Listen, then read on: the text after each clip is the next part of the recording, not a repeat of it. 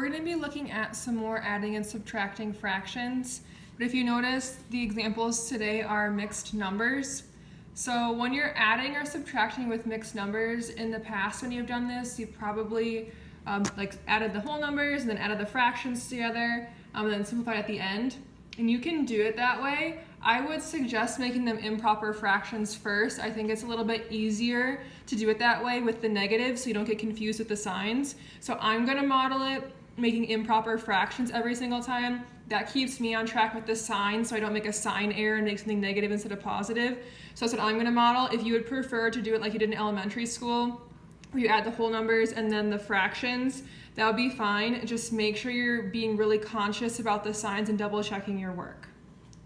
Okay, so first thing I'm going to do is make this into an improper fraction. So times and then add. So 3 times 2 is 6, plus 1 is going to give me 7. This is going to be negative 7 over 3. And then same thing here, so multiply and then add.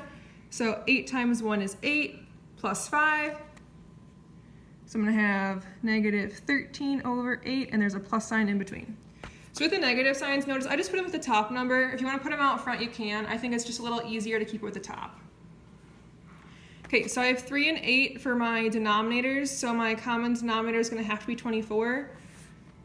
So I'm going to have 24 for my denominators. Okay, so 3 times 8 is 24. So I'm multiplying the top by 8 here. So negative 7 times 8 is going to be negative 56. And then times 3 for my other one. And if you need to use a calculator to help you with this, go right ahead and do that. So I'm doing negative 13 times 3. So that's going to be negative 39. Okay, so now I can add these together. And the whole reason I made them improper was just so we don't get our signs mixed up. So negative 56 plus negative 39 is going to give me negative 95. So right now I have negative 95 over 24.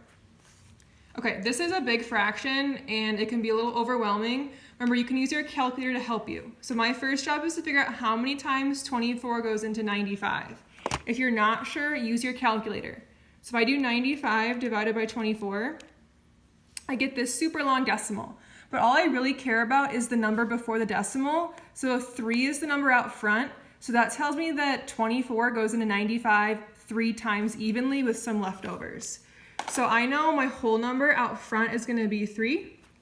Now I just have to figure out how many leftovers there are. So let's see, 24 times 3 is 72. Okay, so I need to figure out how far it is from 72 to 95, and that'll tell me my leftovers. So that'll tell me my new numerator. So I can do 95 minus 72 to get me my new numerator. So that's going to give me 23. So now my new numerator is 23. So again, don't be afraid to use your calculator to help you out a little bit on this if you need it. So to figure out how many times 24 went into 95, I just did 95 divided by 24 in my calculator. I got the super long decimal, but the number in front of the decimal is a 3, so I know 24 went in evenly 3 times. Okay, next one. Same thing, just to be careful with my signs, I'm going to change this to an improper fraction first. So 5 times 1 is 5, plus 3 is going to give me 8. Okay, so I have 8 fifths minus negative 7 eighths. So my common denominator, I'm going to choose 40. So I know 40 is going to be my common denominator here. So 5 times 8 is 40, so I need to multiply that numerator by 8. So this one's going to be 64. And I have a minus in there. And then for my other fraction, to go from 8 to 40, that's multiplying by 5. So the top is being multiplied by 5, so it's going to be negative 35. So I have minus a negative in here. So minus a negative is going to turn into a plus. So I'm going to add those, so 64 plus 35 to get my new numerator. So I'm getting 99. So I got 99 over 40. So I need to simplify this. So I need to figure out how many times 40 goes into 99. I'm thinking it's 2, because 40 times 2 would give me 80. So 40 times 2 is 80. And now I need to figure out the leftovers. So I'm going from 80 to 99. So 99 minus 80. will tell me what my new numerator is going to be.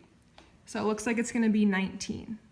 So 19 over 40. And I can't simplify 19 over 40 at all, so that is going to be my final answer. Okay, we're going to look at one more example and then we'll be done.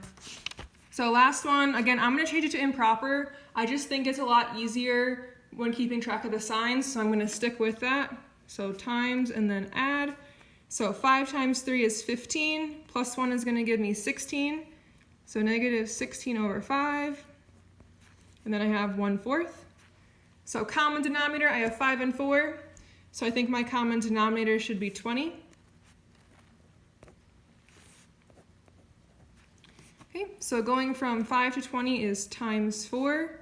So I'm going to do 16 times 4 for the top. So it's going to be a negative 64. And then 4 times 5 is 20. So times 5 on top. So it's just going to give me a positive 5. All right, so I have negative 64 plus 5 for my numerators. So I got negative 59 over 20. All right, so again, I need to simplify. So first job, figuring out how many times 20 goes into 59. So I think 20 would go into 59 twice, because that would give me 40, and 3 times would be 60. So it's going to go in 2 times. So 20 times 2 is 40, and I need to go from 40 to 59. So 59 minus 40 is going to give me 19. So 19 is going to be my numerator. So I got negative 2 and 19 over 20 for my final answer. Feel free to use your calculator to help you with these steps. I expect to see this much work on your paper for these problems, but if you need to use your calculator to help you at any point, you're welcome to do that. Just make sure you're recording your steps on your paper.